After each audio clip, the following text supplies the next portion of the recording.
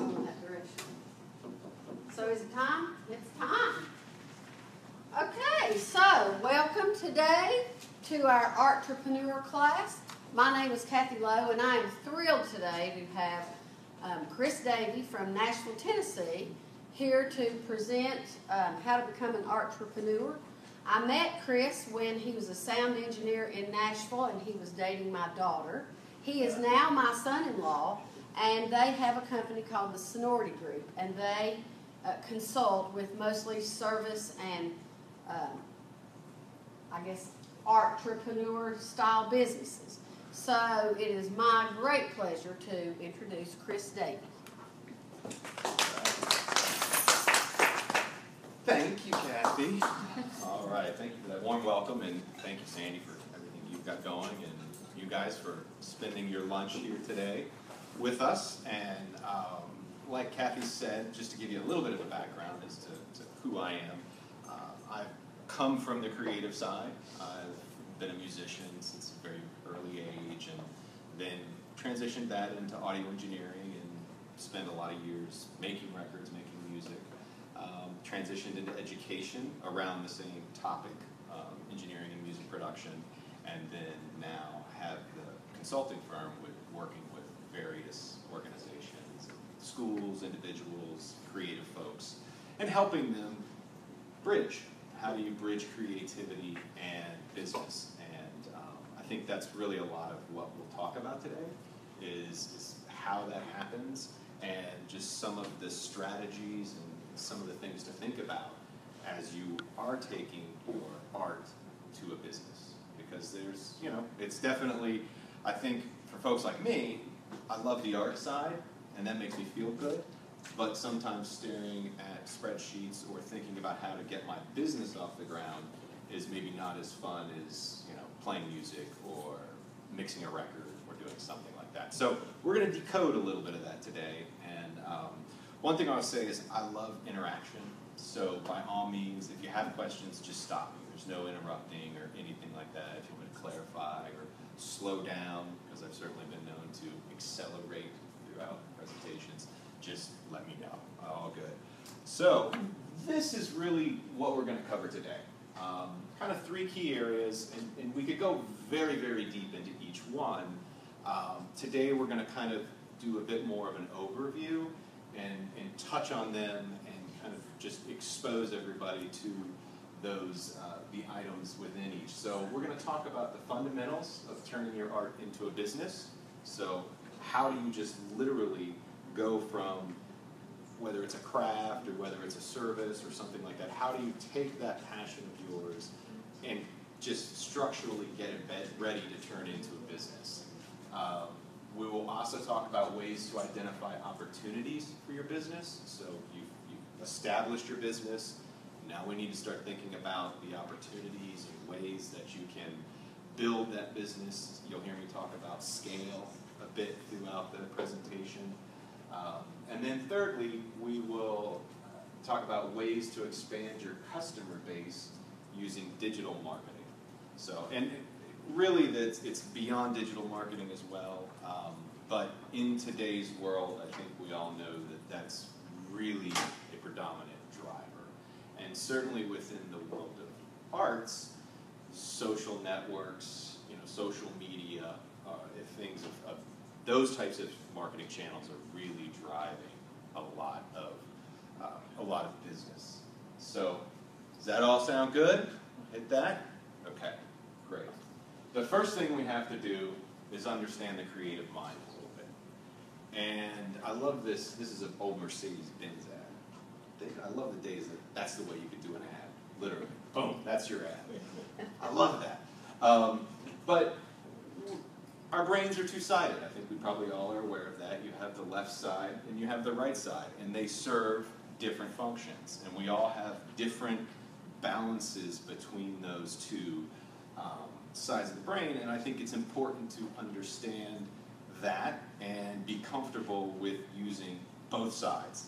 I won't go deep on neuroscience and whatnot today, but so our right side is really our creative side. I imagine a lot of us in here, or those that are watching online, this may be the predominant, side of your brain that you lean into. It's the music side, it's the artistic side, it's the abstract, it's those types of functions.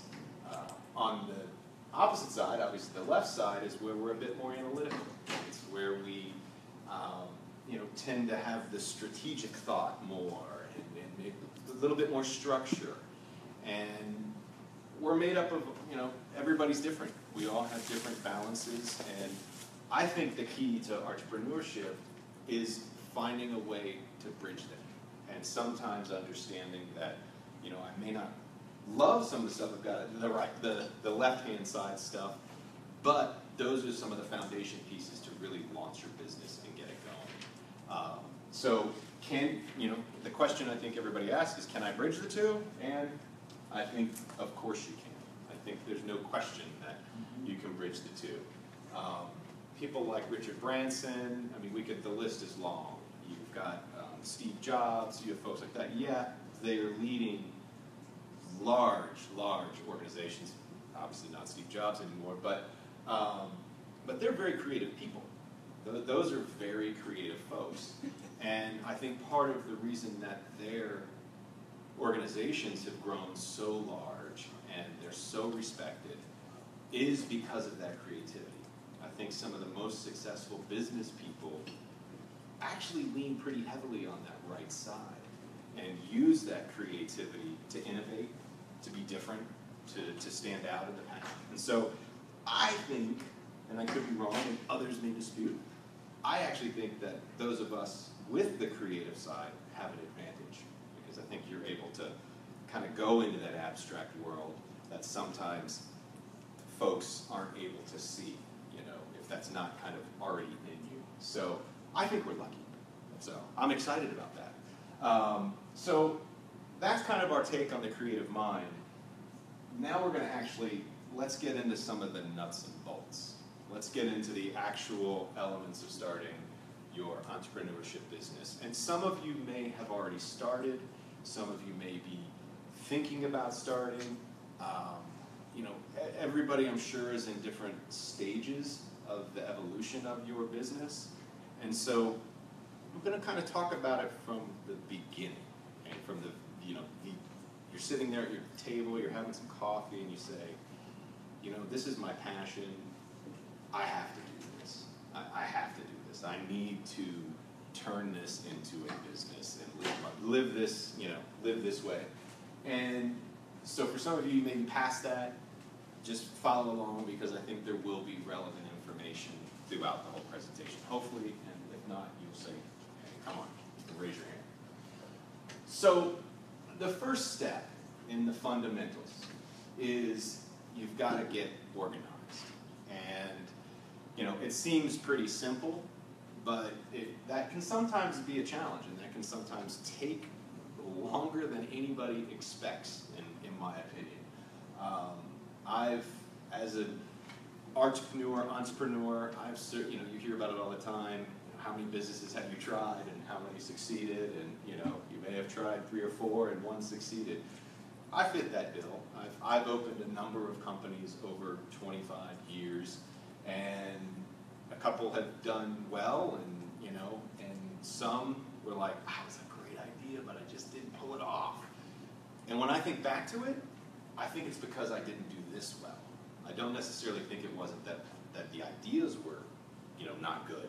I think it's that I didn't spend enough time thinking about some of this stuff. So you need to think about your product or your service, and you really need to understand it. And you really got to get a grip on it, in my opinion. It's one of the most important elements. And what does that mean? That means you're going to be taking a look at the resources you need. So maybe, maybe you build tables, and you source your wood from, someone around the corner that is able to supply you with enough wood for, building your 2 tables a month, let's say. But now, all of a sudden, you're turning this into a business, and you do all these things right that we talk about throughout the rest of the presentation, and now you need enough wood to build 50 tables, because you're such a good marketer. You're blowing up.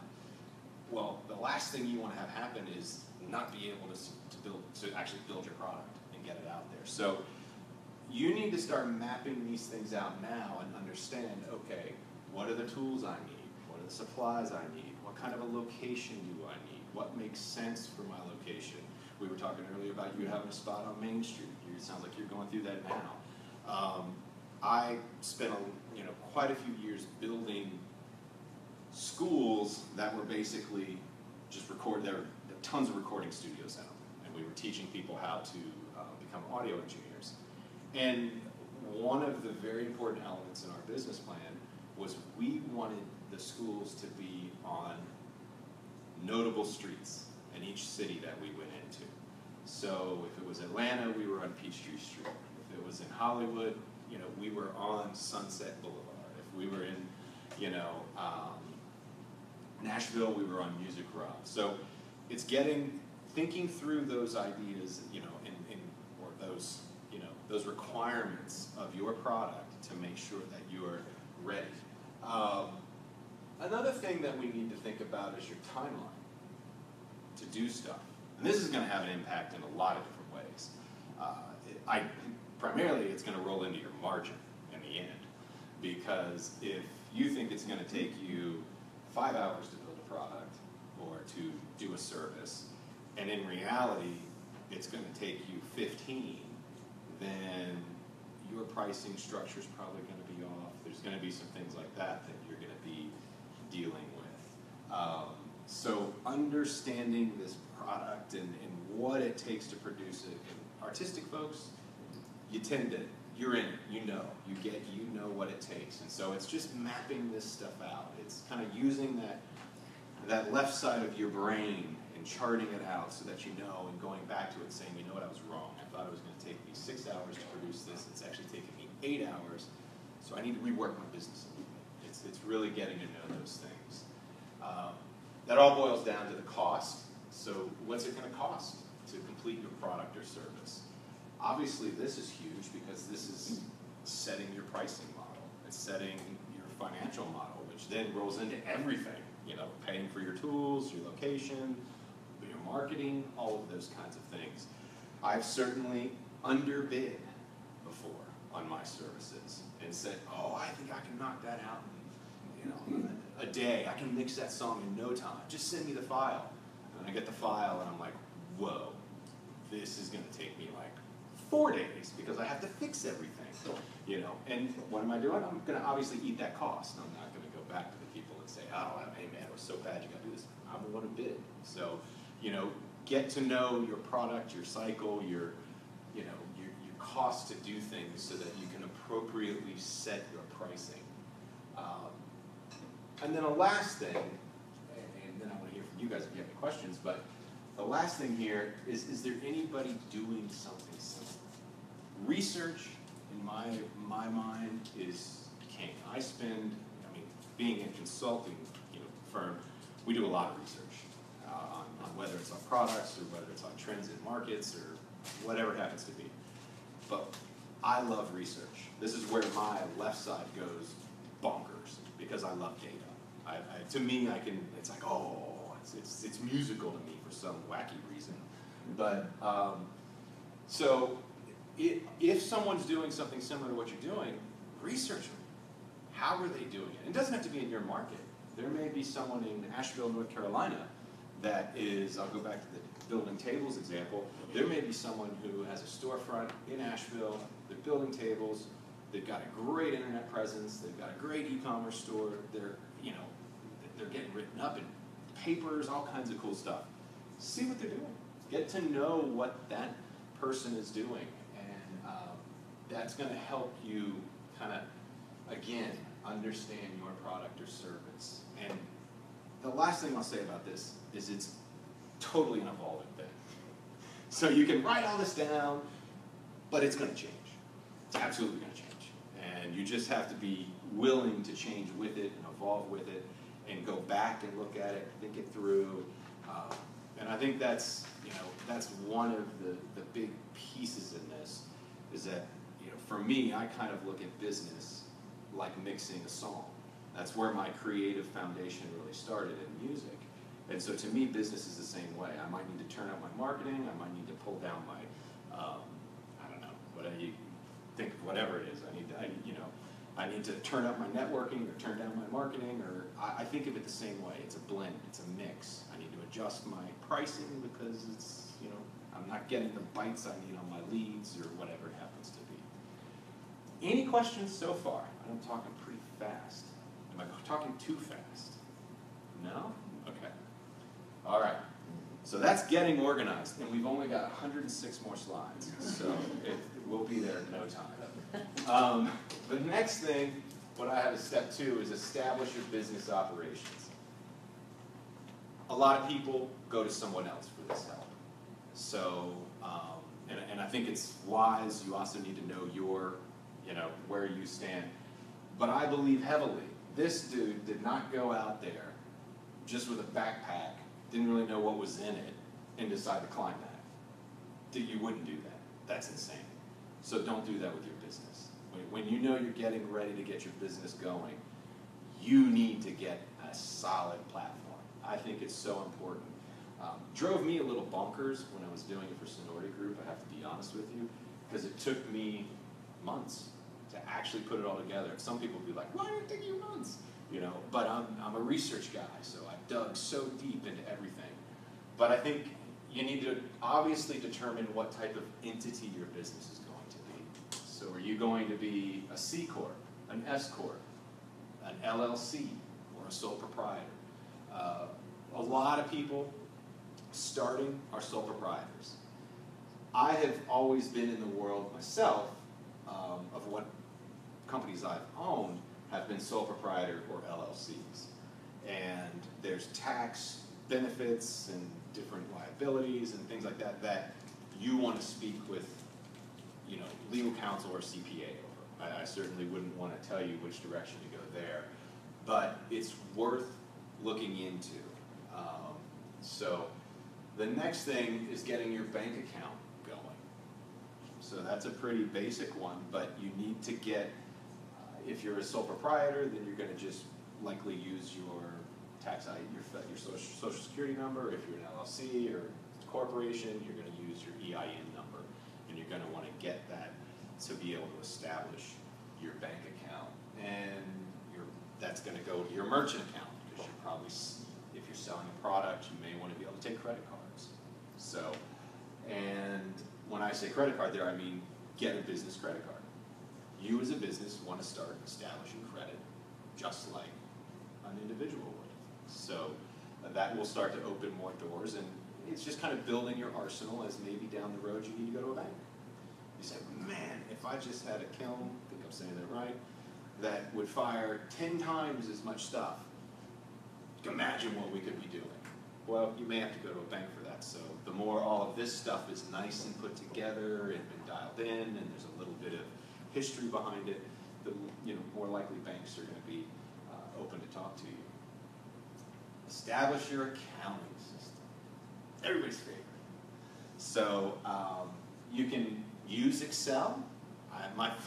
When I was a sole proprietor in engineering, I used Word to build my invoices, and I used Excel to keep everything. And this was years and years ago. And then I had a box and full of receipts, and my CPA loved me, because every year I would just walk into her and I'd hand her this stuff, and she'd be like, Chris, at some point we've really got to dial this in. We've got to get this to the next level. So getting some sort of accounting system in play, QuickBooks Online, there's FreshBooks, I think, or something like that. There's so many great systems out there. There's free systems. There's things like that that can help you, and it's smart to do that. It improves the front end of your business to your customers as well. To have invoices with logos and all the what's expected on an invoice and things like that. It allows you to do your POs. It allows you to budget, which I think is a huge thing, which I could probably go on for hours and hours about, but I won't, because we have another 100 and some slides. But that's another one that getting the accounting system together is really important. And reporting. find out what it, you made your guesses on what it costs to build your products, or estimates, I should say. Once you're doing it, now you're in it, you're 6 months down the road, you can pull a report up and you can actually find out what it's truly costing you to build your products and ways to improve your business to be more successful.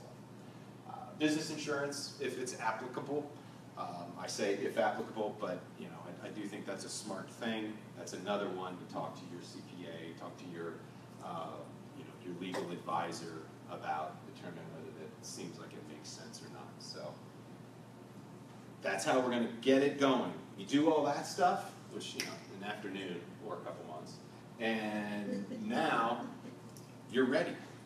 You're right. Is that what, everybody following? Chris, Yes, I'm going to ma'am. stop you for a second because the establishing your accounts, I don't think, and I think anybody that starts out as a sole proprietor, there are the two things that they don't think about is establishing a bookkeeping system up front and the insurance up front. But I just, as a sole proprietor, I was lucky enough at the time that I didn't have any claim. However, I didn't realize that just because I was doing business as the male ego, if anything happened in my sole proprietorship, they could sue me and put a lien on my house. Absolutely. And so that's extremely important, and that establishing an account, the invoicing and budgeting wasn't a big deal for me, but QuickBooks is so wonderful, and FreshBooks is so wonderful that you can just click on one little button and it says Report Center, profit and loss, and you can get a standard profit and loss, you can get a detailed profit and loss. You can click on another button and tell it, how many months you want, and it'll give you a balance sheet. And so if I'd had that early on, I would have been able to figure out my pricing for my services. Right. Exactly. Yeah, absolutely. Thank you. And then it's super important to keep your business account separate from your personal checking account early on. Absolutely. When those start crossing, and I've certainly done that in my day, it can be messy. And you're sitting there going, wow, I've got to figure out how to make this work. And that's when your CPAs, banging on your door saying, stop bringing me a box full of receipts, that kind of thing. So absolutely. Thank you guys. All right. So you've established your business, right? We've learned our product. We feel really good about it. We know what it's going to take. There's that music I was waiting for. So, we know all about it. We feel really comfortable with our product. We've established our business. We feel good. It's like, yeah, I'm a business. This is cool. I can run a report even. So, that's huge. That's a big, big step. But now, as well, you need to figure out your branding and marketing, because you've got to do something with it. It's all, it's all great to build all this, put all this stuff together, but if you're not actually doing something to bring clients in or to generate the leads to sell your products, so identity. So what are the things you need to do for this phase of it? You need to get a logo put together. You need your creative collateral. Business cards, stationery envelopes. You may not need all those things. Those are a bit of the traditional stuff, but the collateral you need for your business. It may be a brochure, likely it's a business card brochure, something to that effect. But you can't even build that stuff until you know your logo and potentially some sort of slogan, like think different, Apple. I don't think there's anybody who doesn't see that and kind of think of Apple. Like they are branding, ninjas, and they've done an amazing job. So I think it's important to do that. It may be out of your scope. It may be something where you get a creative agency to build that for you or to design that for you. There are some amazing online resources for getting stuff done. There are graphics competition sites. I don't know if any of you have seen these, but they're amazing. You can go in and you can say, okay, here's $200, and literally 50 designers will go after designing your logo. And you'll get these these designs sent to you, you go through them, you might pick 5 of them and say, I really like where these are going, so I'm going to work with the designer to develop, get it where you want it, and then one designer wins it. So, I mean, it doesn't have to cost a ton of money to go to an agency to necessarily do that. I'm not trying to take away from agencies, but, you know, when you're starting out, this Artrepreneur type, you know, environment, use those resources. They're so important. Website design. So you're going to need to register your domain. You're going to need to pick a hosting company. You're going to need to set your email up, because I would imagine you may want it to be john@mycompany.com. So, is there any particular hosting company that you recommend over others? You know, I guess the generic answer to that is no, and I don't have a specific one. I can tell you I do use GoDaddy, plug for GoDaddy. That's all I needed to hear. You know, and they have some great services, and the hosting companies are just, they've expanded so much to where they will have creative development involved if you want to use it. They have all kinds of add-on services. So they have really worked hard, the hosting companies, to kind of become the one-stop shops for small businesses where they can get the website design, all these kind of different things. So I use GoDaddy. There's a ton out there. There's lots of different ones. And, you know, email setup, Gmail is obviously extremely powerful, and interfaces with all kinds of other third-party softwares. I don't use Gmail right now with our company, but you know, I may move it, to tell you the truth, because I do have some third-party applications I use that have better integration with Gmail. But you just kind of, again, this is another area that you can, if it's out of your scope, if it's too far on that left brain, then reach to somebody who it's not. And there are plenty of resources out there. But Chris, from a branding standpoint, would it look better though if it's coming from Sandy at your company than being come from Gmail? To me, that gives them more, your business a little bit more legitimacy, you know, that people think. And if I get an email from you, well, I can just use that .com and maybe go to your website and learn more. That's something you might want to think about. And if you are using a GoDaddy or some other service, have your email, you know, you might want to include your email in part of that Exactly. package that you buy. You're absolutely right. And that's actually a bit of what I do mean is, for example, our emails within Sonority Group are actually Outlook emails, because but it's at sonoritygroup.com. So if you know, Gmail is a free email service, but they have their paid side where it no longer says at Gmail, it says at your company. So you're absolutely, I'm right there with you.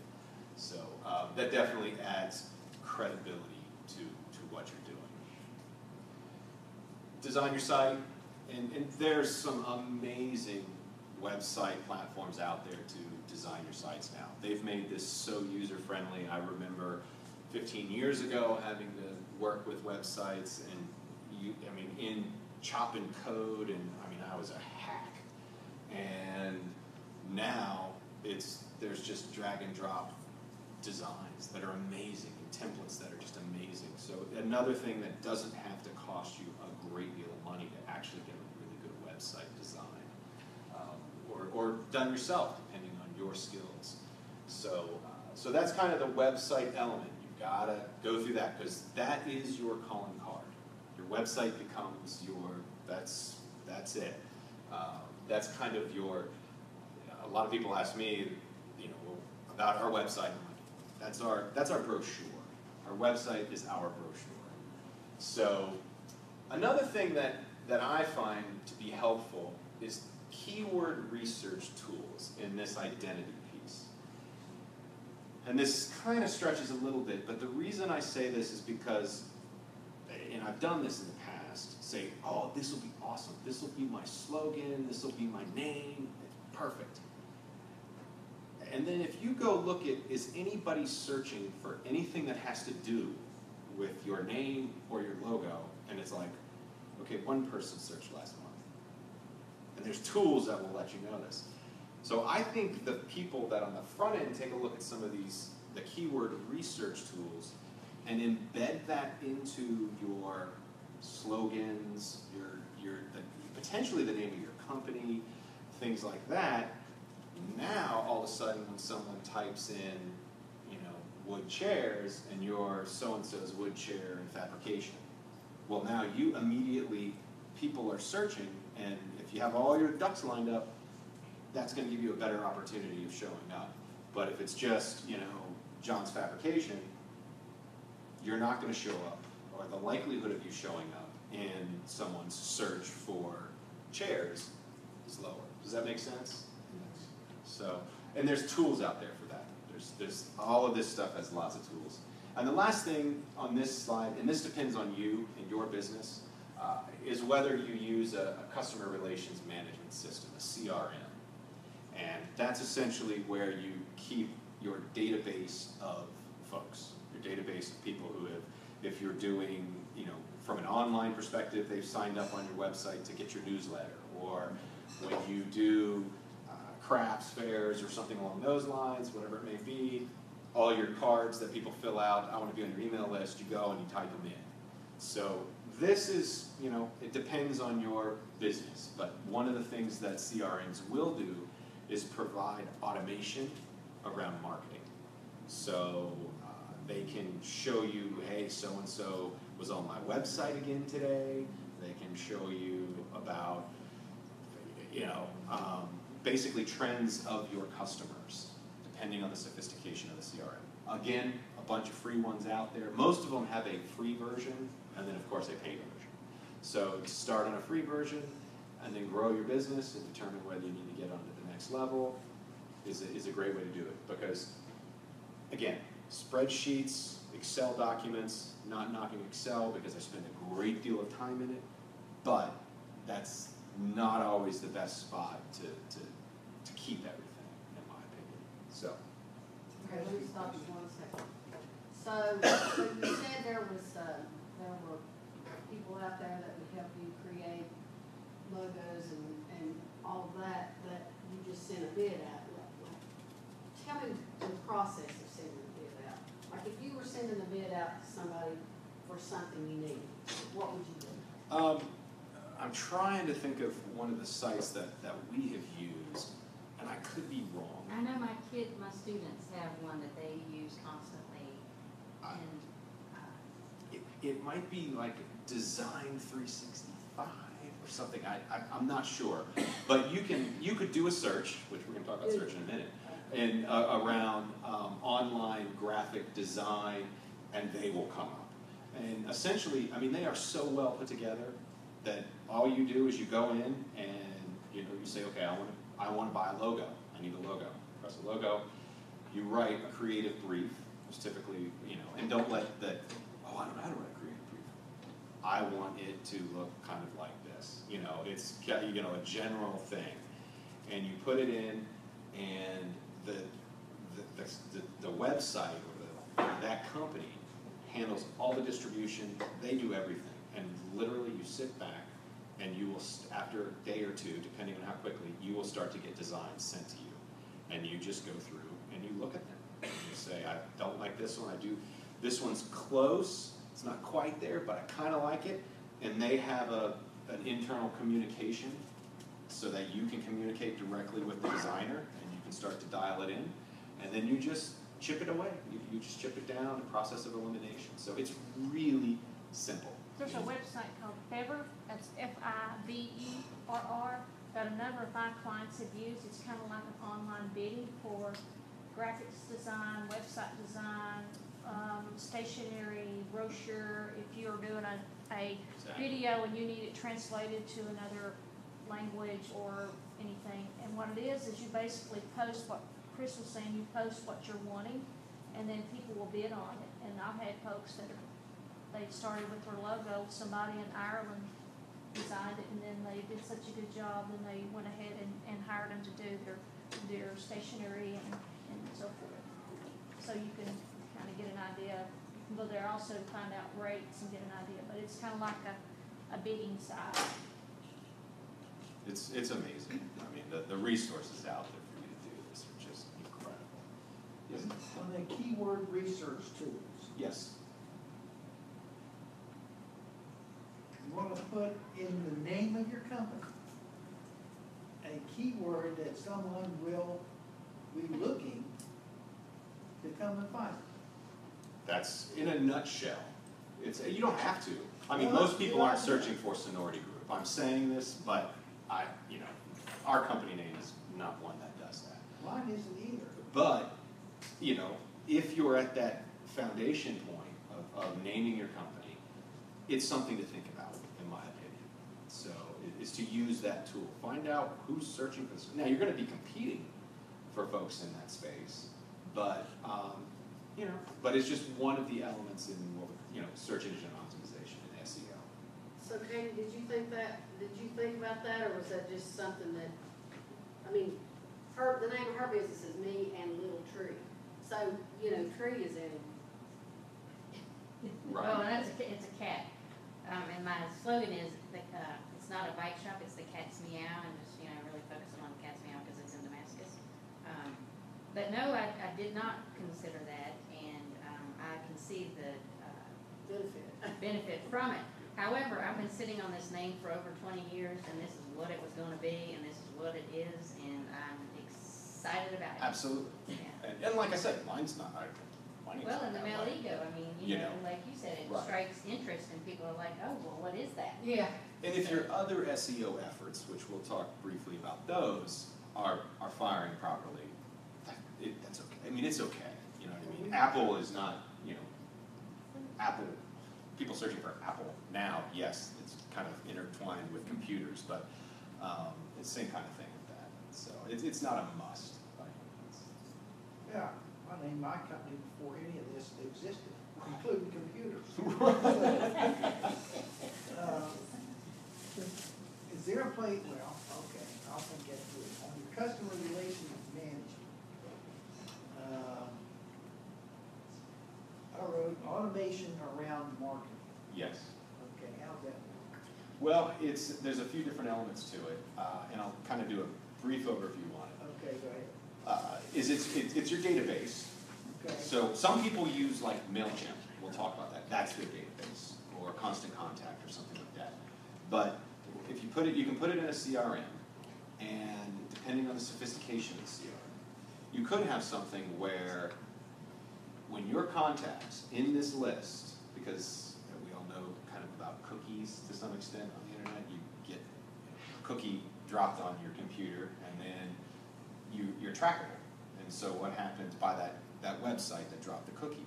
So what happens is now every time I go to their website, they know, and they can act depending on the sophistication of the CRM. It's tracking me, and they're saying, "Oh, look, Chris is back. He's over on the pricing page. He's getting hot. I think he wants to buy. He's close. He's not there." And I don't know how, but I just got an email. Oh my gosh. All of a sudden I have an email from the company that I was just on their website saying, "Hey, you know what, we got an offer." Or they're showing up on your Facebook feed. Correct, the Immediately. retargeting. Right, exactly. So what it does is different CRMs call different things, but there's workflows. And so within those workflows, you set them up in your part of your sales funnel. So someone hits your website, they drop into an email campaign that's going to send them an email, with your newsletter every month, with the new product or something like that. But if someone came back after that first email, they're a little hotter than they were a minute ago. So now that drops them into a new workflow, which now they're going to get an email, and they're going to get, they're going to move into a retargeting campaign on Facebook. And so The now CRM does all that? the CRM triggers those things, yes. So, exactly. Well, I got a huge database. Yeah, Uh, that's very names, valuable. addresses, and phone, and all that. Very valuable. Yes, it is. I mean, that's the bread and butter, absolutely. So I was gonna say, so on your website, if you're using like Google Analytics, it will tell you the same kinds of things. It's not gonna look at you specifically that came to my website. but it's gonna give me your demographics. So I know you're 40 to 45, let's say. Yes, I am. How nice of you, right, and where they're from, you know, in Exactly. the United States, if they're from Abingdon, so, you know, if you're using that, and I think I've been paying a lot more attention to Google Analytics now to help me kind of figure out who is visiting my website, and now I can go after that demographic now. Absolutely. Yeah, Google Analytics is great.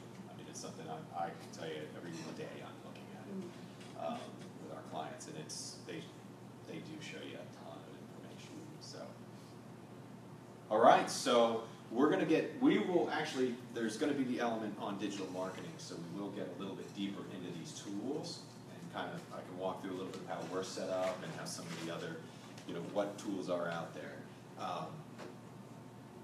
So at this point, it's kind of like you've established. You are not only an entity, you know your product, you've got your identity established, so now you need some opportunities, you need some clients, you need some leads, you need to start generating that.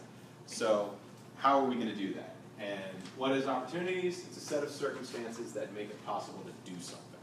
So what makes it possible? You just did a whole bunch of things that are now making it possible for you to step out and start to realize these opportunities.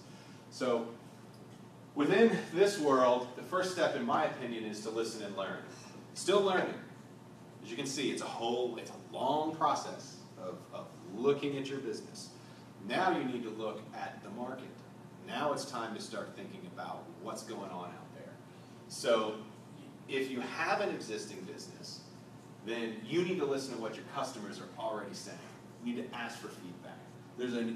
Surveys, as much as they drive us all probably nuts, you get on someone's website, whoop, will you take this survey? You know, you get them all the time. However, they are such a powerful tool for people. They let you know exactly what your clients are interested in. And we've done, you know, campaigns actually through AdWords. We'll get deeper into that with Google, where we need to find some research out where there's some data we want to understand. So we will run some AdWords with, you know, about this survey. Hey, you know, win a $10 Amazon card. That's kind of the classic one, or, you know, whatever. And then people will go to it, and, you know, you have to take it somewhat with a grain of salt, because some people are just in there to, you know, get to try and win $10 or whatever it happens to be. But you can get some information out. So that's going into the cold world, doing it that way. If you've got a database, you've got gold, because you start asking them what they want, and they're going to say, man, I love the chair. What I really need is a side table. Because I keep trying to find a side table to go with this beautiful chair you built, but I can't find one. And now you know, hey, I should put this on my product map. I should think about building a side table. So really important to ask people that are in your network, in your circle, about that. Again, you'll hear this repeat throughout this, find out what competitors are doing. I think that understanding that is important. There's some under-the-dash ninja software things you can use to figure out what they're doing from a marketing perspective that we'll briefly hit. But just figure out what their presence is. Where are they prominent? And start to, you know, assess that. Identify the trends in your market. Again, this is pretty generic. You may have a very niche market, but you need to identify that. We work a lot with schools. One of the things that's going on within schools is a lot of regulatory turmoil within higher education right now. So that is a market for us that we have found opportunities because of that trend. People saying, man, the Department of Ed has issued all these new regulations. What do we do? How do we get ready for this? So that's a trend, and that we identified and said, hey, maybe we should, you know, let's build a little, we have the skill set, let's build some marketing collateral, let's actually launch a campaign around that. Same kind of concept, yes? Identifying trends in the market is kind of a sticky wicket, because it's a little bit in the art world like nailing Jello to the tree. Sure. Especially if you're trying to identify a trend that might be 5 years in the future and you're already 50 years old. Sure. And trying to be able to match your art to a coming trend. Can you please give us some suggestions for, let's say, the fine arts, for instance? I'm familiar with music as well, but music, I think, is easier to identify a trend than it is in the fine arts. Can you give us some suggestions in the fine art field that may be helpful to some of the individuals in this room as well as me? Well, I would probably, and that's a great question, and you're right, because every industry is going to be different, and trends in automotive and things like that are like, well, you just see those coming, and a lot of those kind of things. Art, no doubt, Jello on a tree, I like that.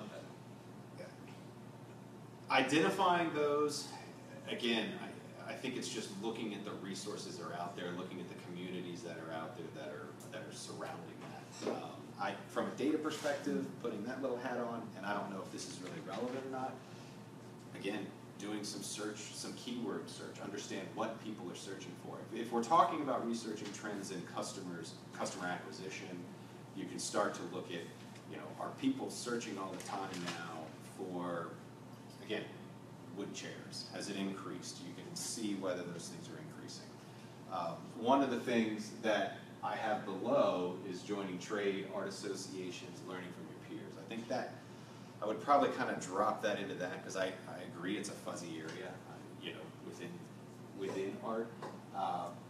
There may or may not be trade associations that you can join for your particular niche that you do. But I think that those are great areas to explore those trends and see if you can find out what's going on. So what you're suggesting perhaps is to identify cultural movements maybe that might produce art a year in the future?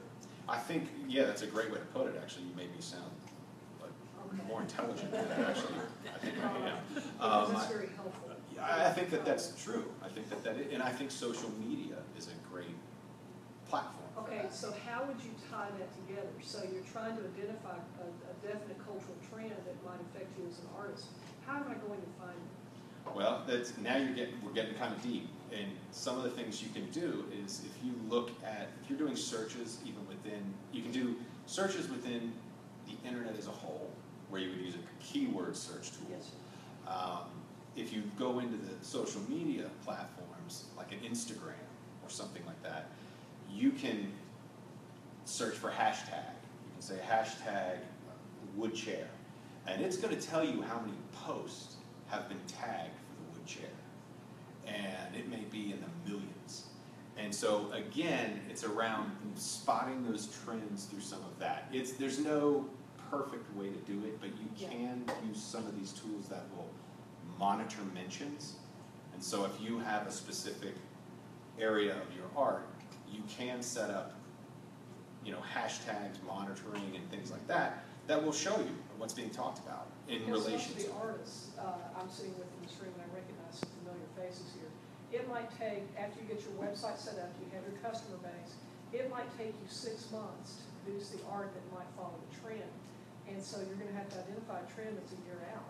Yeah, absolutely. And this is what my question is about. Yeah, I think another, I agree with all of those, and, we at Round Mountain try to help our members think about, what are the trends for the future? And, looking at fashion designers and, the colors that they're using, and, because they're projecting out, they're doing runway It's stuff. a year, Yeah. it's at least a year ahead. That's a So, great point. it doesn't translate exactly to craft or to fine art, but, kind of helps, narrow it down a little bit.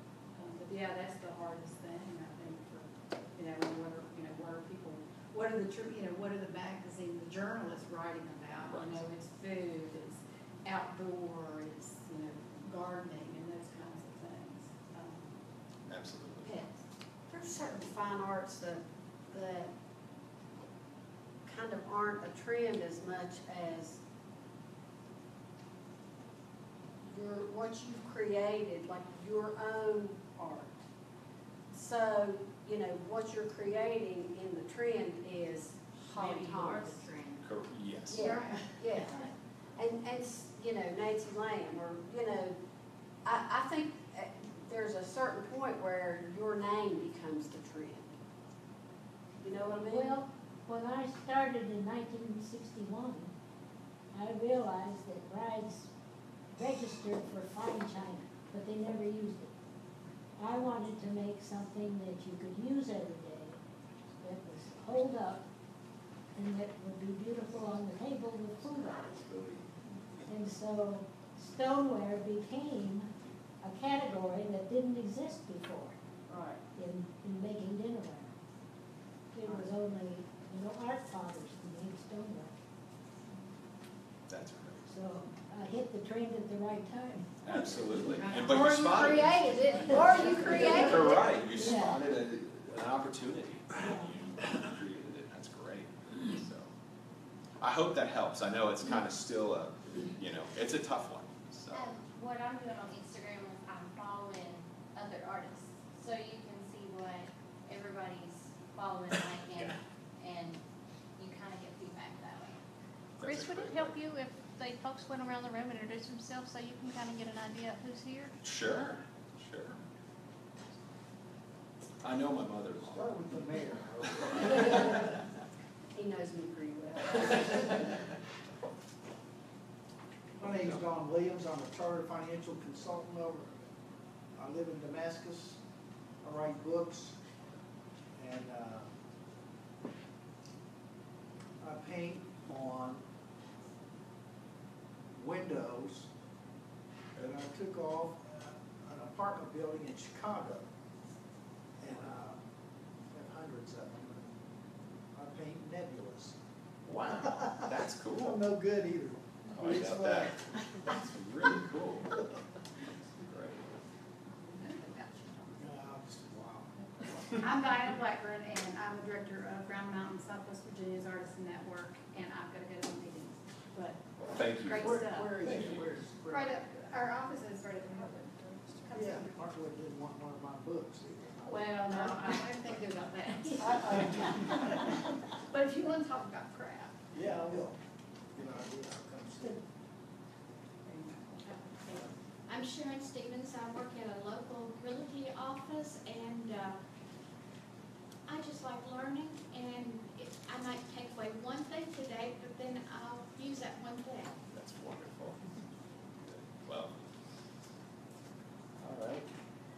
We've met, but maybe you could just let the whole group know. Yeah. Oh, Nancy Lamb, and I had a business for 30 years of Iron Mountain Stoneware in Laurel, Blueberry, Tennessee. And we had a wonderful time with a wonderful group of people. We ended up in bankruptcy because of some of the things we didn't know and wish I had known at the time. But Wow. I'm always learning. Absolutely. So I'm here to help my daughter Kate. There you go. I'd like to say her pottery is still being highly collected in this area. I just found a piece at a yard sale Yeah. and put it in my store in honor of you. So I paid tens of pennies for it. It was great. I stole. Well, that's exciting. Thank you. Well, I'm Katie Lamb, and I'm the winner of Washington County Business Challenge. I'm starting a business called Me and Little Tree, and it's a retail studio business, and we're going to be selling in the beginning Iron Mountain stoneware because we have so much of it, and it's in boxes, and we all don't have room for it, and people need to be enjoying this stuff. So we'll be selling that, and then also I'll be doing home decor items and fused glass items like sinks and bowls and jewelry and just all kinds of cool stuff. So look forward to seeing you people at the soft opening coming up here in the fall. Cool. Awesome. Now, wait a minute. What's the address? You can't go if you don't know. Well, that is the very real true. estate. It's on Main Street in Damascus. Okay. That's real big, so that'll be hard to find. I won't let you miss me. You will find us. Okay, let's start back here. At the corner of Shady Avenue and Laurel. Okay. I'm Beth Goff, and I'm really just getting started, so I'm learning. So I paint, I do hand engraved glass, I'm getting voted on apples to Mount Morrison, so Tomorrow. Great. we'll see what I do. Thanks. I'm William A. Fields. I do leatherwork, artwork, and photography. And however, I worked in the Job Corps program at Blue Ridge Job Corps Center for the past 31 years. And as of this past June, I decided it was time to make a change. And I'm working on developing those talents that I have spent so many other times in other ways trying to do. So I'm a work in process like my work, one day at a time. I'm Keena Smith. I've been teaching public school for 21 years, but I do resin mosaics with glass and recycled materials. That's it. I'm Holly Thomas. My husband and I have a business that's been operating for over 30 years called Brushworks Decorative Painting, a custom mural and decorative painting business. But my real love is actually teaching art to individuals with special needs and within the mental health community, and also a multimedia fine artist. I'm Nita Farmer with the Washington County Chamber of Commerce, and certainly a pleasure to have you. Very I'm Trish Cheney. I started a voiceover business back when I was working with that company that you referred to up there, and Apple. Oh, wow. And I moved out here, and I'm trying to restart my voice business. It's kind of finding it hard between the getting paid out here and getting paid in here. But I also wrote a children's book, and I work part-time at the Washington County Library. I'm Oscar Harris. I'm a singer, songwriter, performer, and I am a technical dinosaur, and I'm here trying to learn today. That's great. And just released a new CD had a big down-home CD release party, which you can purchase that CD locally in the trunk of your car. And I did finally get it on iTunes and CD Baby and Amazon and all that, so it's out there. Way to go. That's great. My name is Marla, and I've lost the Washington County Business Challenge 4 times now. Let's see, I've been the loser. And let's see, I have the Crooked Road General Store. I'm in my 6th year on the renowned Crooked Road Highway of Music. I'm pleasantly honored to have Oscar perform there, and lots of folks eat with us on Monday nights. Supper's at 5:30, and the bands play at 6:30, and we're on Mountain Music Showcase TV show. Where is your place? Where's your store? Exit 1 Bristol, it's just 2 miles off the interstate when you take exit 1 off of 81. Go towards Gate City? Yes, sir, but we're just 2 miles this way. If we say Gate City, it scares people that it's too far, so we're right here. And the name of your place was? Crooked, the key word, Crooked Road General Store. Okay. And I will just do an ad real quick. The Moron Brothers will be there this coming Monday, which is an incredible hoot. And Lulu Roman from Heat Hall will be there on the 15th of August. Oh, wow. Good for you. The first group. Yeah, that's awesome. That's good to know. Thank you. It's good to know who all's in here. So, sounds like we're at different phases, lots of talent. There's no question. So, all right. Well, let's kind of keep moving here. I don't have much else on this slide. Is there anything else? Do you guys have any questions about it? Anything else? Or I will move on. I will say that last bullet point, join trade and art associations and learn from peers.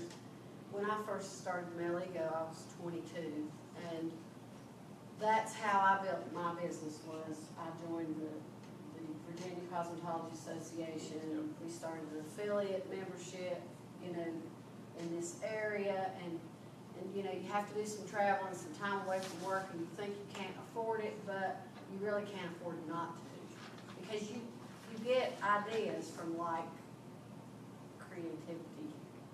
Absolutely. If you try to run your business in a bubble, it's not a good idea. So, go back. Have you been to my website? Have I? No, not you personally, Okay. I'm saying, say you're sitting out your database, have you been to my website? Or if you go to a show, so I go to it, I'll have information, you give me information, you own one of these things, things like that. I think if you put on there, have you been to my website, which they're gonna mark no, Right. here it is. Come see me. Sure. Well, never even occurred to me. I got hundreds of these, and I think I'll just change it, just put that one thing on there. Have you been to my website? No, here it is. Just a little slip of paper. That's your calling card. I mean, that's your brochure. That's it. And people can do that on their own. They do it in their own time. It's absolutely. And then and I would have something on your website about, I don't know if you have an e-commerce side to your site at all yet or not. It's where someone can say, I want to buy that window. You can go to buy my book, first book by going to Amazon. Okay. Now, you trying to sell the windows? No, I'm trying to sell books. The books. Okay. Well, that's what you asked me. I also do other things, but. Okay. Yeah. Well, there you go. You send them there. Absolutely. There, but then they can buy it from them, and they can download it on their digital reader. Yep. A whole new language I haven't learned. Right. Absolutely. Definitely. All right. So step 2, and this is, has anybody in here heard of a SWOT analysis? It's a fun one. It's actually amazing what you can come up with when doing a SWOT analysis. So this is, again, looking at your business and saying, okay, I really need to be honest with myself about my business, what I'm good at, what I'm not good at, what are the opportunities, what are possible threats. So what you have with a SWOT is you have your strengths. Hey, I can use this pointer. See, you were right, Sam. You have your strengths right there. You have your weaknesses, your opportunities, and your threats. SWOT. So let's talk about strengths. So this is going to be the areas that you do well or advantages of your organization. So your leather products are literally better than other people's. That might be a strength.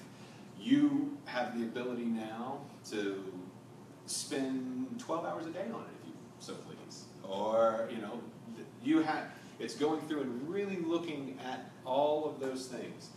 And what you do is you basically, I don't have an example of it, but just create a chart with 4 columns and you just brainstorm.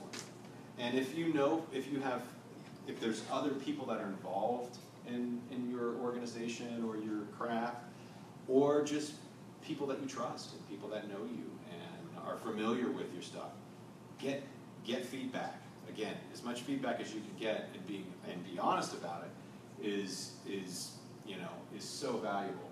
So you look at those strengths and then you look at your weaknesses, and those are the areas to be improved. A lot of times in this kind of umbrella of the entrepreneurship, that might be the left brain stuff.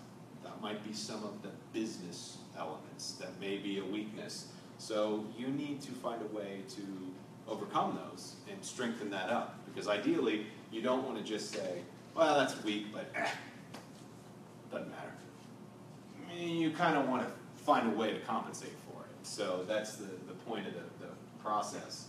Your opportunity, those are going to be external factors that may contribute to your organization and can build up your strengths. So opportunities, that's another, we've obviously talked a bit about them earlier. And then threats, what are the potential problems, risks caused by external factors that your organization may face? So I'm going to go back real quick just to the education example I gave earlier. Threats in higher education is, everyone's going to say regulation, reauthorization of the Higher Education Act, blah, blah, blah, blah, blah. That's a big threat.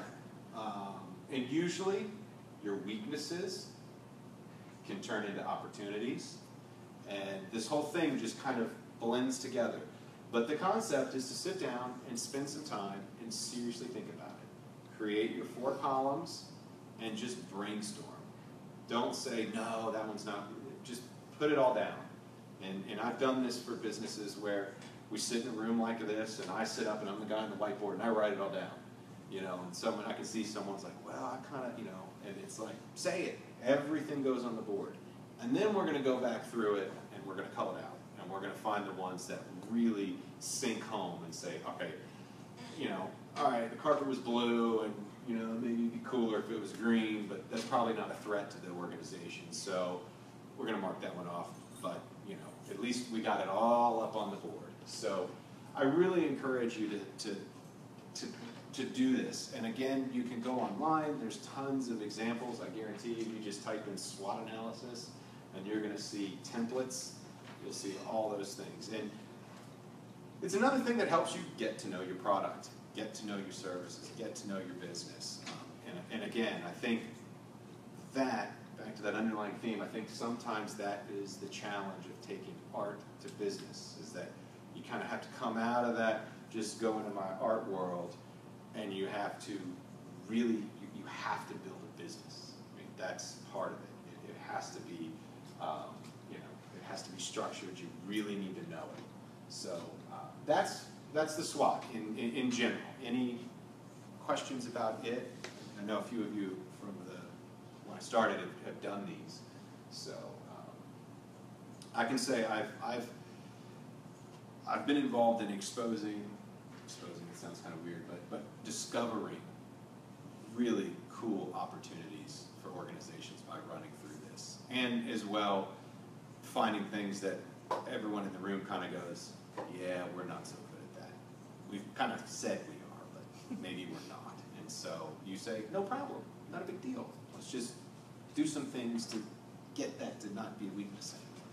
So that's just that's kind of my go-to on one of these steps of recognizing your opportunities. The next one is connecting the dots and network. You've got to network.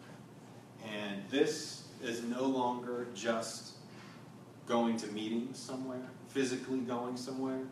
This is now also a virtual thing. Networking is occurring, you know, hugely in social media. But you need to, again, back to the attend related association meetings.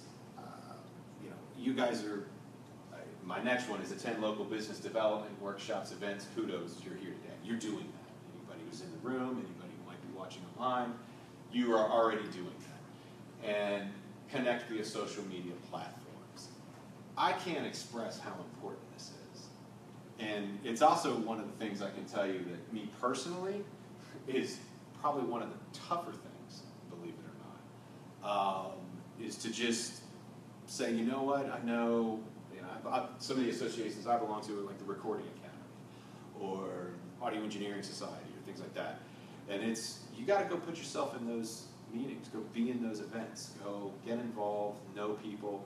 And it's amazing how you do that. And it's just cool to hang out with people that have like minds, you know, that you can sit for an hour in my world and talk about a microphone capsule and how cool it is that it does this or that, and you notice the P's aren't as loud, or, you know, I mean, it's just cool to be in an environment with people that kind of have that same, you know, thing.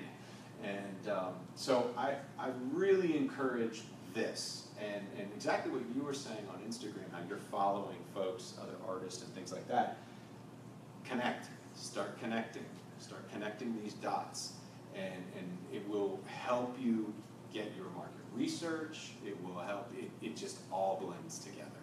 So I really think that this is an extremely important one. And again, not always the easiest thing to do, but get up, get out the door when that's the case, or spend some time online. One of the things I do is I periodically, about once a week, I'll go through and I'll look at, you know, LinkedIn, and I look at my social platforms, and I say, all right, I got to grow a little bit. So I'm gonna find some other folks that I think would be really great to connect with, and do that. So, you have a question about it? I just got a book out of the library this morning on what is Twitter. And there's a whole book on just tell me what it is, which I don't know what it is. And I'm not on it, and I don't know what it, but apparently everybody on the planet is on it. And then, so Sandy, what I would say to you is, we need a class on how you develop exactly what it said, how do you connect via social media? I mean, how do you even connect? Absolutely. On each one. How do I Like, get That's one the of there's key. you? so many, and Yes. which ones do you choose, and, you How do I know, get one of you on a social media? I don't even know where to start. You're in the right place. Exactly. Well, what do? You write You've down got everybody's friends. name and then say, give me your address? I mean, you have to go get them one at a time? No, it's, I mean, obviously you'd want to get into the, you'd need to sign up for an account at each one of these social media platforms.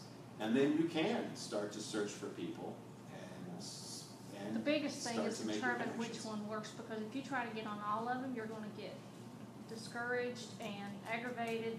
Is the first thing is I would start talking to my clients and just ask, what do you use? Do you use Facebook? Are you on LinkedIn? That type of thing. I spoke to my students about it, because, you know, the kids are where it's at, they know everything, and so, you know, I got directly from many of them which ones they're on, and what's trending, Right. and what's gonna be more popular, where should I focus? I mean, I ask my students that. I think that's, Not yeah. me asking what they come up with, most of them. Definitely Facebook, Twitter, Instagram, Pinterest, believe it or not. You know, those were the main ones, but Facebook and Instagram and Twitter, definitely. And it really does depend. We've got a client that literally, and we do a lot of their social media work. Instagram, yes, it helps. Facebook, like, kills. Facebook is the champ. Twitter, we can't make any noise on Twitter to save our lives, you know. And it's just, it's what they do. It's the demographic of their customers. They're not there. That's not, you know, it's funny. Yeah, they could I be the refer next to it trend. as, I refer to it like fishing, and, you know, or something to that effect, anything like that. You just have to figure out where, you know, which pond are you fishing, which pond do you need to go to, and then develop that pond. And it takes time. That's the other thing with social media is there were times, and you can still do some of these things where you can just kind of flip a switch and you're like, whoa, look, I got 20,000 followers. But the reality is, what you want are actual qualified people to be a part of your social network as much as you can. You know, and that's more organic than anything. The next 10 days, I'm gonna be in front of 1,000 qualified people. I'm gonna give them this little sheet. Name, address, okay. Email. And different things to check off. I'm gonna put on there, are you on Facebook, Twitter? And they'll just sit there and have to tell you everything under the sun if you ask them. Well, you should, if I would set up a Facebook account before that event, if you haven't. I'd take advantage of the fact that you're gonna have that captivated audience. And I would have on that sheet, follow me at, And like me. or like me, right, on. How do you follow someone? Do you have to have a special Twitter address or a phone Well, number? you have to have an account. You have to have an account, so. I struggle with Twitter too. Yeah. Okay, well, I'm gonna find out what it is. Facebook is a nice warm entry. Maybe Davie will Typically, be presenting you know. the class on Twitter after you read your book. Right, I guarantee you that's not going to happen. Exactly. Well, that's a perfect segue. Look at that. Imagine that. It was the next slide. Right into digital marketing. So, ignoring online marketing is like not opening a business, is like opening a business but not telling anyone. Today's world. So, and that's not going to be blanket, but that's becoming more and more true. And that is, if you are going to have a business, you need to have an online presence. And marketing is no longer about the stuff that you make, but about the stories that you tell. This is a big thing with social media. People want to just put out, you know, ad, you know, buy me, buy me, buy me, buy me. That's not really what drives sales and conversions in the world of social media. It's people going, man, I really like that guy. I love the way he's so honest. Like, that's the compelling story is what's actually really driving leads for people from social media. It's not to say you don't still have ads, traditional style of ads, but it's you kind of need to tuck those in with your story and your narrative and what it's about, who you are. And that's really interesting when people will be following these companies and you read these social feeds and you feel like you know them. You're like, I'm reading a social feed from a company, but I feel like they're my friend. You know what I mean? And that's really savvy work in making sure that you're telling the story so people can connect with it. So I'm going to kind of back off a little bit and just do some basics of digital marketing. I know we're kind of in the last quarter here, rounding the last turn on today. But digital marketing is basically an umbrella term for the marketing of product or services using digital technologies, mainly on the internet, but also including mobile phones, display advertising, and any other digital medium. Just to give you an idea real quick of display advertising, what that means is you just went to a website and somehow the last website you visited, an advertisement for them just showed up again in front of you. Or when you go to you're watching YouTube or something and a commercial pops up. Okay, so that's you're in kind of the display world there.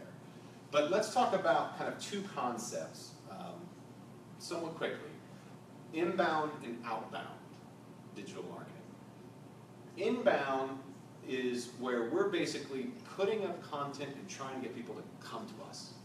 Okay, so that's promotion of a company through blogs, podcasts, video, ebooks, newsletters, white papers, search engine optimization, SEO, social media marketing, and other forms of content marketing to attract customers.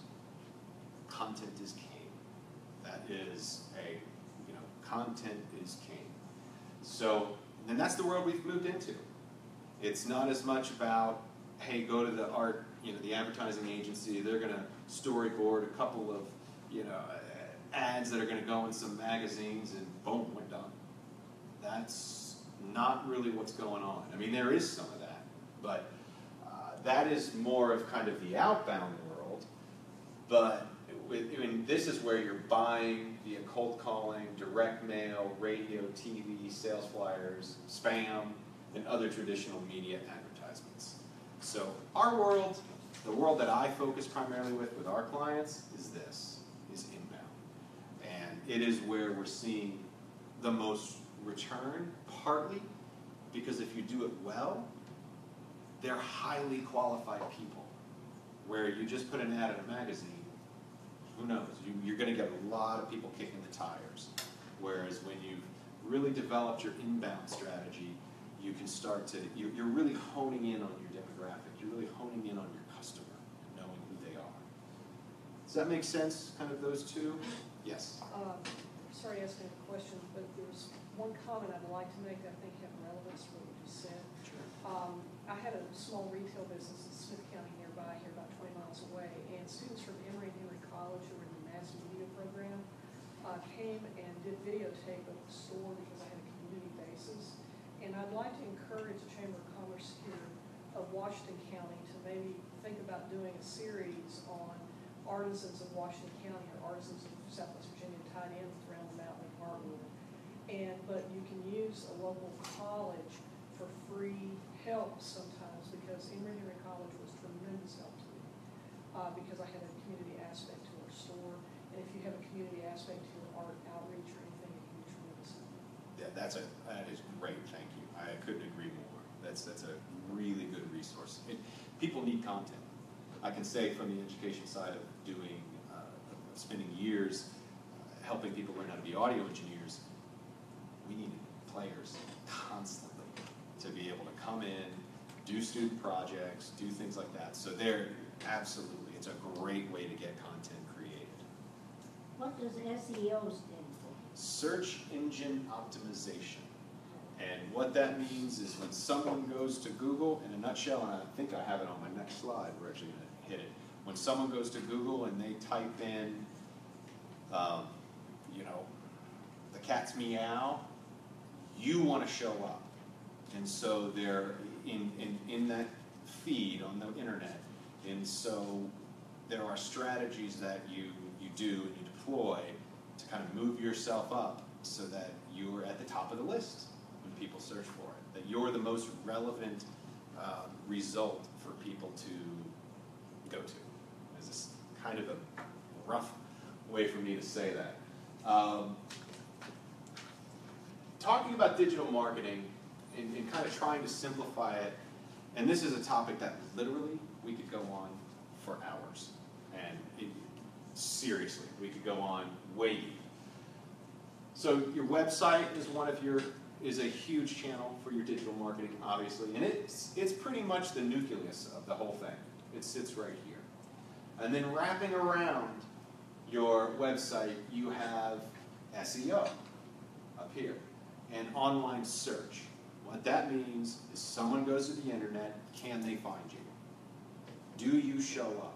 Are you, is your website or your blog or whatever content you have out there, is it showing up in the search results? And there are two types of search. There's organic search, and that's where SEO really plays a key. And then there's paid search. And if anyone goes to Google and they move it around, but typically you see a big list of organic, and there might be 3 up on top that say ad. There's a little yellow box sometimes or something to denote that it's an ad. What that means is that company is paying to be at that position on the search result. So that's your paid search through Google AdWords, Yahoo, Bing, things like that. Social, massive channel, and I think in the Artrepreneur world, huge opportunity. You make, I think like Kathy was saying, you can start driving trends depending on how big your fan base is in social media. You can do a lot. Email, so that might be, a drip campaign, and what I mean by that is you have them in your CRM system or in your mail system, and just once a month it sends them an email that says, hey, here's our newsletter, or here's this, or just to keep them engaged. Engagement is key. Blogs. A lot of people think, why blogs? Are we still doing blogs? Are we not past blogs? But blogs are a huge component of search engine optimization, because what you're doing in blogs is you are providing expertise. You're providing information. You're not selling. You're providing information for people that are searching for it. And the way Google looks at everything is, are you relevant? They're most concerned about the people searching. They don't want to serve up bad search results. That makes them a bad search engine. So if someone types in wood chair, they don't want to serve up a fabric chair in the search results. So that's why you have to kind of design all of your stuff, your blogs, your website. It needs to have the keywords that are triggered for the wood chair. So again, we could go for a long time on these elements. So I'm just kind of trying to give everybody a basic overview We're all of the channels. self-employed, we can be here. Nowhere to be. This Our is Facebook it- Live, this- though. Oh, excuse me. No, go ahead. Is there a way, or organization or a company to start a blog? How do you start a blog? Absolutely, that's a great question. And yes, I mean, there are, absolutely.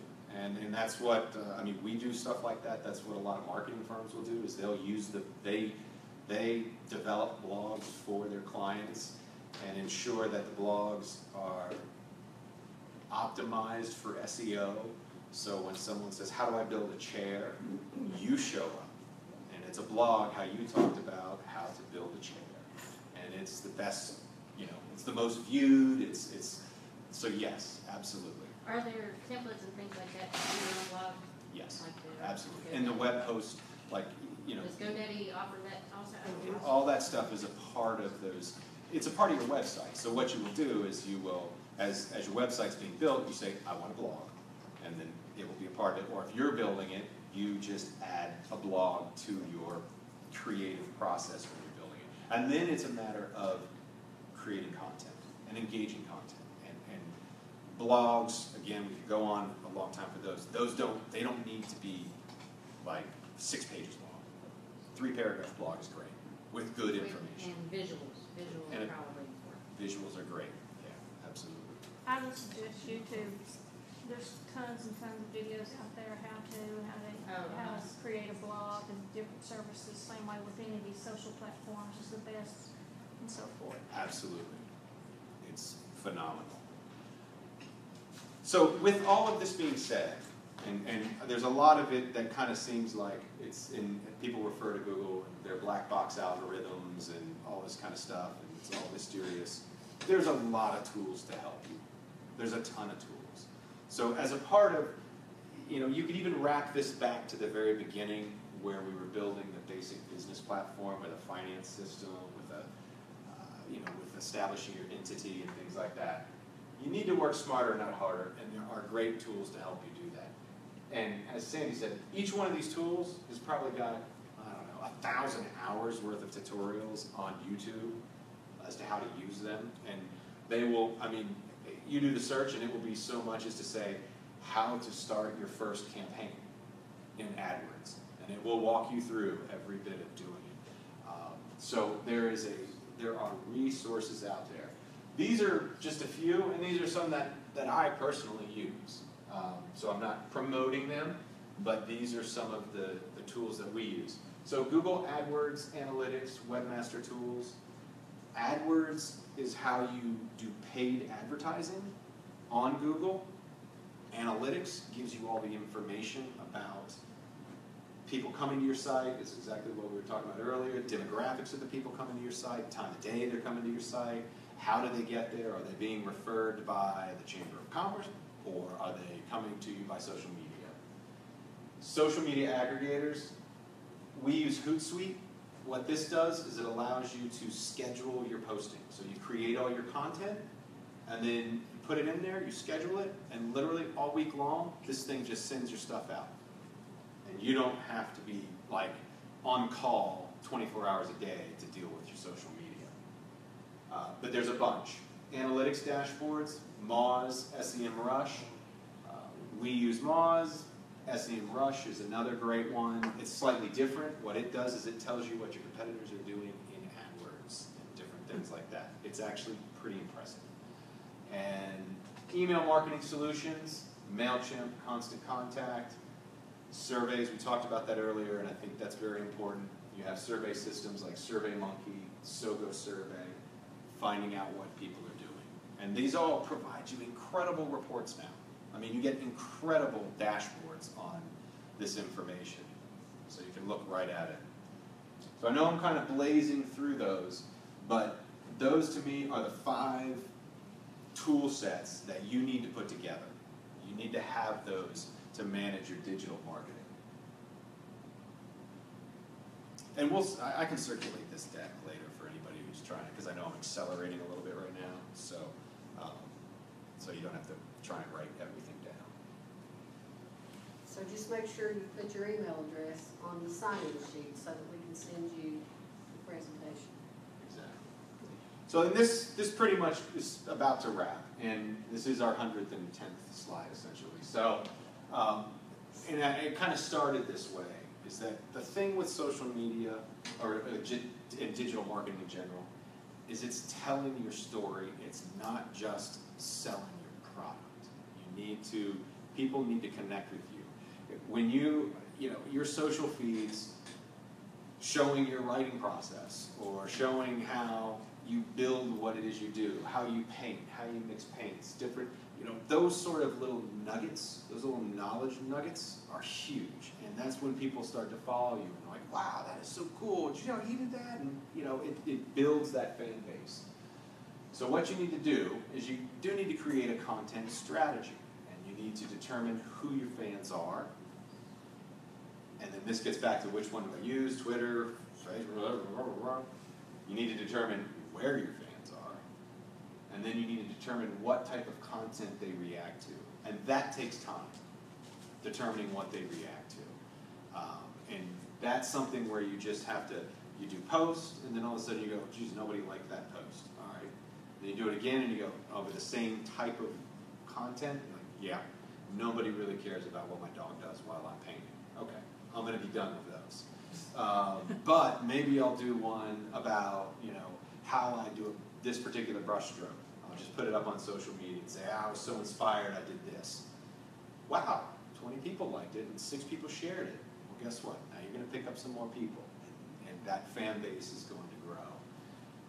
And as you do that, you create your pulse, and I think that this is pretty important. What I see, and I'm totally guilty of this too, with our own company, because you spend so much time working on other people's, is the pulse. And so I'll be like, all right, everything's going great, got a great pulse, and then it's like, oh, I'm super busy, and then for 3-4 weeks, nothing, crickets. And you've got to try and not do that. You got to try and keep this going. You need to, consistency is key. And, you know, serving up new content, and as you build that content, you know, start to distribute it, find out when people tend to react best to your content. It might be that we have a client that 9 o'clock, it's the craziest thing, but art, music specifically. 9 o'clock, they go crazy at 9 o'clock. That's when everybody, it's like At 9 o'clock at night, yeah, 9 o'clock at night, and then it'll spike again at like 11 to 12. And you're like, I'm asleep. And, you know, but that's when I have to have an aggregator or something else that's doing, I'm not going to be posting at 9, 10 o'clock, 11 o'clock at night. I mean, I shouldn't say it quite like that. Yes, I am. And anything. And, but, you know, I use a system that helps me do that so that I don't have to sit there and, you know, but. Now, like, for example, with that aggregate Hoot Suite, is that a paid service? Free and paid. All of So these have different levels of. And typically what they do is, you don't want their logo on it? Well, you gotta pay a little bit. You know, and you want a little bit more feature set, you have to pay for it. So, but to get started, you can always use these things and just find out whether they work for you. Because I can tell you, I've tried some in the free mode, and I'm like, nope, doesn't work for me. The way that the workflow is, the way I can't figure it out, it makes it more complicated for me. So you have to just find the things that work for you, for sure. You know, and then engage with your fans. You know, it's not just a passive thing where it's like, oh, look, hey, someone followed me. Oh, they wrote a comment. Hey, like, get involved. You know, thanks. You know, I mean, thanks goes a long way. And just engage with people. This is a friend. You need to treat it like a social interaction. You're building friendships. Correct. And you're building, you know, loyalty of your fans and stuff, so that they want to share it. They want to say, man, you got to see this new business she's doing. We're all so excited about it, and we want her to succeed. And you get your friends sharing it, and you know, it just builds. It's over time. It doesn't happen overnight. So you can't get depressed or not even one person's like the last 3 posts I've done. You don't just get angry about it or upset about it. You look at it and you go, why? Okay. Maybe it's because I never used a picture. Or maybe it's because I didn't say anything. I just posted a picture. Or you look at it, you dissect it. And if you are upset about it, don't put that on Facebook. That is correct. Another buddy of mine, we're going round and round about this, but everything that he responds to in life, he responds to it on his business page. And I told him, he said, well, I'm allowed to have my opinion. And I said, you are, but.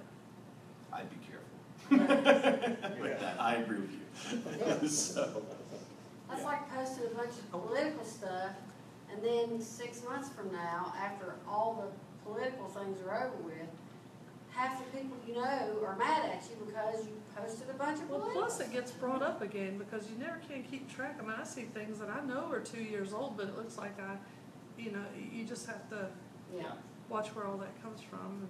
Absolutely. Most definitely. And again, tons of resources for this stuff online. I mean, There really are. And there's courses.